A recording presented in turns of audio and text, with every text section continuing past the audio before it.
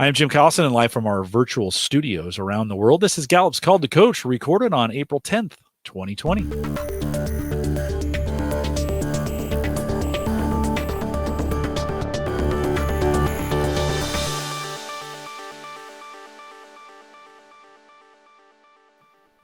Call to Coach is a resource for those who want to help others discover and use their strengths. We have Gallup experts and independent strengths coaches share tactics, insights, and strategies, help coaches maximize the talent of individuals, teams, and organizations around the world. If you're listening live, love to have you join us in our chat room. There's a link to it right up there. I saw many of you come late, so if you want to join us in the chat room, do that as well. Click on that link, sign into the chat room. You can pop the chat out even if you'd like, and we'd love to have your comments, your questions and comments there. If you have questions after the fact, send us an email, coaching@gallup.com.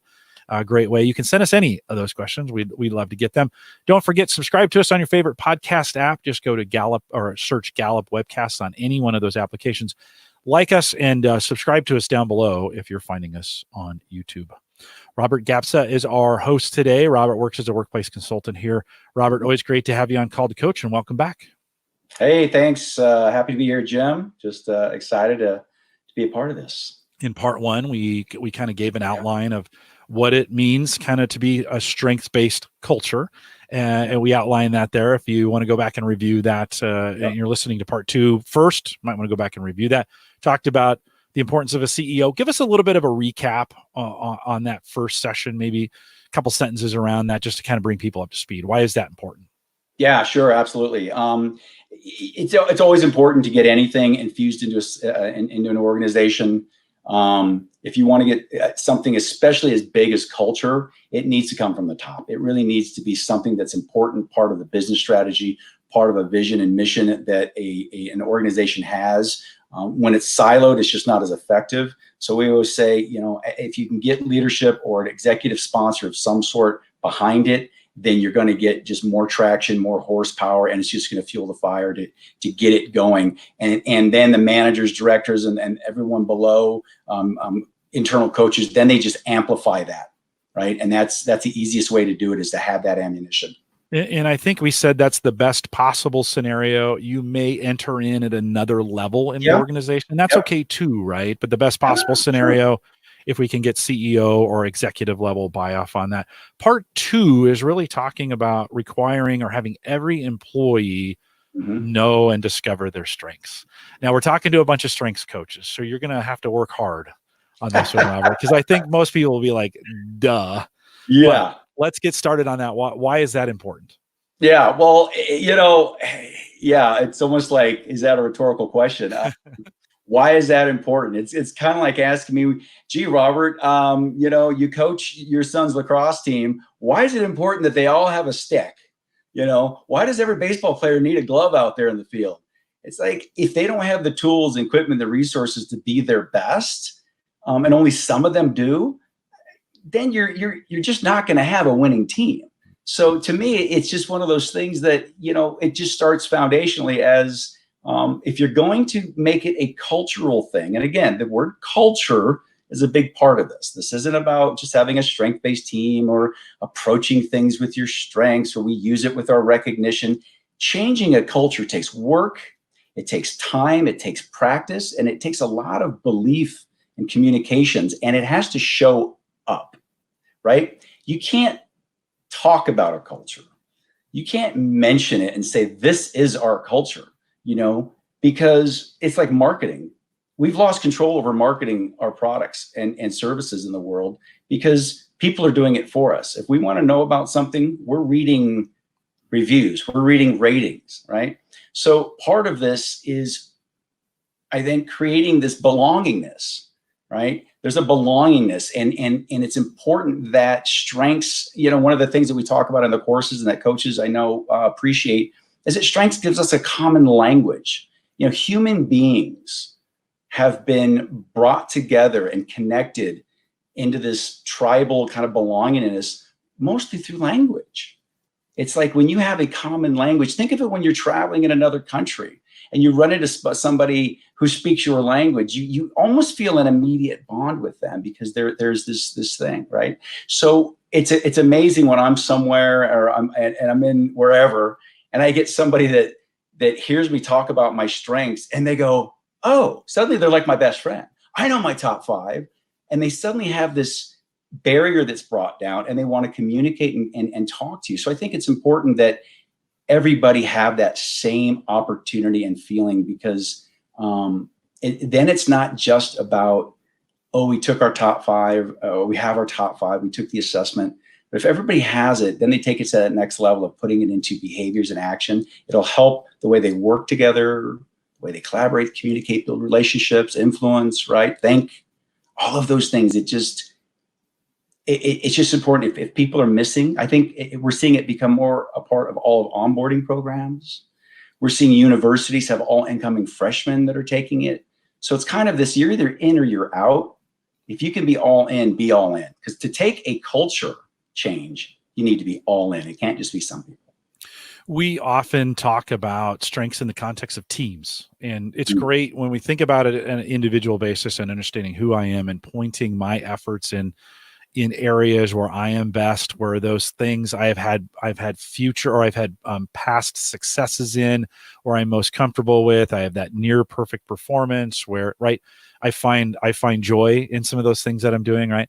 But when we think about it in the context of teams, can you talk a little bit about the benefits when we have this common language, when we have this structure, when we have this framework? I teach at the college level from time to time, if college is ever open again, this idea of team acceleration. So when we do team formations, when we put teams together for the first time, like, which happens in universities all the time, right? They do these capstone projects, whatever. If we use a strengths-based framework to build the team, we can accelerate their performance. What other benefits do you see, do we know, do we teach when we think about teams using this together? Well, there's a natural tendency to feel almost a bit of empowerment and relief when your team is recognizing your strengths, when they're appreciating them, and when they're coming to you for them. I mean, let's face it, we're people, right? 70% of the way we behave and decisions we make are based upon our emotions. And when people are talking to you, strengths are like I call them like beasts, right? And when we feed them, they get really happy and they really serve us, and they support us, right? When we starve them, they get hangry. Is the word, right? They get grumpy, they get frustrated, and they hold us back. So when I think team members are really looking at and using each other's and identifying and appreciating strengths, it just takes the team to an entirely different level of trust, an entirely different level of communication, and really an entirely different level of performance. I remember talking to a manager who had come out of one of these sessions that we were doing with her team. And she said, man, I feel really bad. And I said, well, what's making you feel bad? She said, well, there's someone on my team who's relatively new. And I've been really thinking about, maybe this person isn't right for my team. Maybe I should move them. But the only thing that's keeping him is every Friday when this team has to turn something in, he always turns it in, and it's always really good work. But Mondays and Tuesdays, it doesn't seem like he's doing anything. And I've really thought that he's really lazy and he's a procrastinator. And that's not how we operate. We're achievers. We're activators. Right? Everybody else has got stuff written down. He's got a blank screen come Tuesday afternoon. And I just learned he's got this thing called deliberative. And he's got intellection. And when he's thinking, he is doing. And I now look at him entirely differently.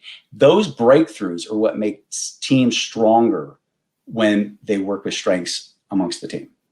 I get this question a lot amongst our coaches. Like, what are some questions I could use, or with this idea of the importance of having everyone in the organization know and be able to talk to, that not only name it, but claim it and aim it, a part of strengths. What are some questions you could give coaches that may help in that process with organizations to have them really see the value of this? I think you have to really start with, where are you? Where are you in your strengths journey? Is this something brand new to your company? Is this something that's been done in pockets? I'll find companies that they had no idea that other parts of their organization had been doing strengths, but they hadn't been doing it collectively. So I do that kind of internal audit. I ask them, what learning and development do you need? What type of coaching? What's going on? I would, I would ask about, how are strengths tied to your engagement? How are your engagement levels? If they're Q2, if they take our Q12 assessment, that's a great starting point, right? If they can actually pull out, here's where our engagement level is. A lot of times I'll ask them, are they using strengths, or where can we tie their strengths into their different engagement levels? Is this a strengths movement, or is it really and truly something that is becoming part of a culture that reaches purpose and goals? And I would ask myself, I would ask my sponsor, how are we going to provide ongoing support and development for managers that can infuse this into their conversations, into their daily routines? I think those are important questions. I think establishing the common language and how will we make it actionable? That's like, okay, your strengths. How are we going to use this? How are we going to leverage them to do better, perform better, communicate better, collaborate better, work together more productively? I think those are some basic questions that I would ask up front. There's a big fear in some organizations that when these labels, I'm putting that in quotes, I'm using air quotes, when these labels come out, I'll be judged. So, right, like for who I am. Yeah. What kind of advice would we give? We need to have some support mechanisms for individuals at this point, right? To just spray and pray oftentimes is not, we need to be intentional about this. What kind of, when we think about the individuals, and what kind of advice would you have for rolling this out when everybody has it, especially supporting the individuals who may be for the first time discovering these? Well, I think in general, when you think about a rollout, that's a big word. And it depends on if you're rolling it out to a company of 40 people or 4,000 people, right? You have to come up with your strategy based upon that. And we taught that in the ASC course, and we do that in some of our other courses, our LHBT, high performing teams. What's the strategy? Am I going to make a big splash? Do I want to focus on teams? And there's a difference also. We talk about doing things like simple introducing strengths to organizations. And often that is more about addressing a group, not necessarily a team. So there's a difference between having like a group learning session and a team coaching session, right? Those are different things. Teams work together towards common goals and projects. Groups, you may just get a room of 20 people from different areas but they all want to learn, right? So it really depends, I think, on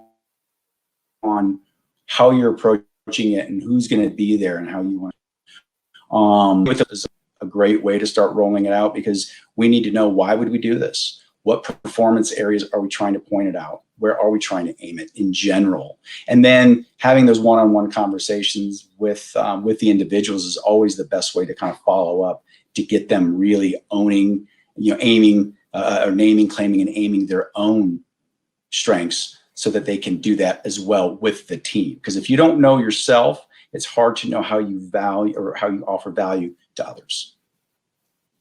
Is that one of the things?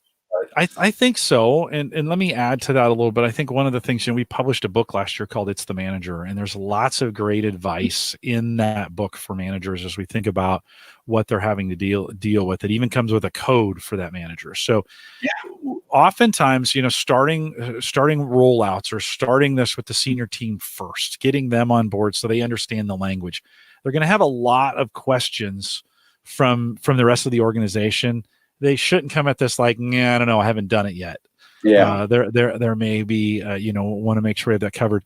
Kind of as we wrap this, Robert, I want to ask you, there's been a couple questions. We've mentioned the Q12, and we've mentioned in the idea of engagement, right? Thinking about measuring an organization on how they think, feel, and behave about the way they're involved in their organizations. The more engaged they are, of course, the more productive they are, the safer they are, the more they come, the more profitable they are for the organization. The least or the less engaged they are, the more dangerous actually the workplace works, the more absenteeism that exists, they're less productive. I think that kind of makes sense. In your experience, as we think about bringing engagement in, I don't know how you do strengths without engagement, by the way. I think it's the measuring tool for what you're doing with strengths. What's the right entry point for that? Or what have you seen? How have you seen that work well as far as organizations starting with engagements and using strengths as the measurement for that engagement exercise. Can you give just maybe a couple minutes on that? Yeah, sure, absolutely. And that's one of the things I did. One of the first things that I did when I started working for Gallup on that topic was a lot of our business development people that were working with some of our clients, and strength is a great entry point. People like it, they want to know about it. It's kind of fun, it's interesting. We learn about ourselves, awesome. But then it's like, well, how can you stop there? Just knowing your strengths, right, is great, but it kind of limits you. So what I had done with one particular client company and an account person, I said, don't start with strengths. Start with engagement, right? Because they're going to buy into engagement. They understand engagement, and they started measuring their engagement. And when they started seeing where they were doing really well and some areas where there were gaps, then it was much easier to say, okay, again, engagement is the why. That's why we're here, because engagement leads to performance. That's why you're hiring and paying for me. If you want to increase engagement, one of the best ways to do that is with strengths. That's a how. So now let's pull strengths in and put some horsepower behind it. And so I think leading with engagement, setting as a base point, and then coming back with, now let's watch how strengths, because we know that when strengths are used in an organization, engagement increases by over 6 times. Not twice as much, not triple, not quadruple. It's 6-fold. So why wouldn't you do it, right? Why wouldn't you do it? But engagement is sometimes a clearer path. Yeah. So for coaches who are this idea may be new of engagement, we actually created a 14-part series for you. We have 14 hours on engagement. And before you kind of freak out, and you're like, oh my God, 14 hours. Well, one, you may have a little more time on your hands these days, but it's really walks you through a whole series on why, what it is, and then each of the 12 questions, Q12, that's why we call it Q12. It's 12 questions, not a lot of originality in that. It's just 12 questions on engagement that organizations can take very fast. Takes about 6 or 7 minutes for the employee to complete it, but gives us tons of research. We have tons of research and tons of data on it. I would say if you're new to this, if you're a coach, if you're a manager, if you're an organization and you're new to this, get our help on the Q12 side. We're really good at running these. And so send us an email, coaching@gallup.com. We can help you with that process as well. Robert, anything else you'd add before I close it? No, I just, I would just say, tune in next time. And we have got 3 more parts to this. If you didn't see the first part on why it's important to get the CEO or the executive leader involved, I highly encourage that, because I think that is really a great starting point. And that's about it. I think, if you can create a strengths movement, great, but create a strength-based culture, the company's going to be completely differentiated. I mean, Jim, there was actually a client that I work with that soared. And primarily by taking some of the top talent in the industry from their competitors into their organization and propelling their business. And when we were doing a study and I was interviewing some of those people, one of my favorite questions is, what was it on the day that you said, okay, I'm accepting this offer? What was it that made you say yes? And overwhelmingly, those top talent people said it was the culture of the organization that brought me here. And so it really is a business strategy. They didn't talk about the money. They didn't talk about they had better PTO, right? It wasn't a shorter commute. They talked about the culture. I mean, let that sit for a second, right? That's amazing. If you can create a culture that attracts people, you're creating an employer brand that gets out there and works for you. So, great advice, Robert. Thanks for joining us today. Looking forward to parts 3, 4, and 5 on this. If you joined 2 for the first time, jump back and catch up with us on 1. With that, we'll remind everyone to take full advantages of all the resources we have available now in the new Gallup Access. Head out to gallup.com/CliftonStrengths, and there will be a place for you to sign in there. Plus tons of resources on that site. So make sure you're taking advantage of that. Many of you asked, how do I take advantage of these 14 hours of training on Q12 that's available for you? Go to YouTube, youtube.com, search Q12 for coaches. It's on our site. That's the easiest way. We have this playlist available for you. You'll get to meet Dr. Mike McDonald, who's just our resident expert in all things engagement. And we make that available for you. Again, if you have questions, contact us, coaching@gallup.com. We can kind of help you through that process. We can even work on partnering with you and organizations to make sure we do that and you do that and have the best rollout possible on that. A couple reminders as well. If you want to join us and listen to us as a podcast, just search Gallup Webcast in any podcast listening platform. That will get you there. On social, join us on Facebook, facebook.com/group/call-to-coach. I know that's a handful, but people get there apparently through that because I hear from you all the time. And then on LinkedIn, search CliftonStrengths Trained Coaches, and we'd love to join you or have you join us in that group as well. Thanks for joining us today. If you're listening live, stay around for a smidgen of a post show. With that, we'll say goodbye, everybody.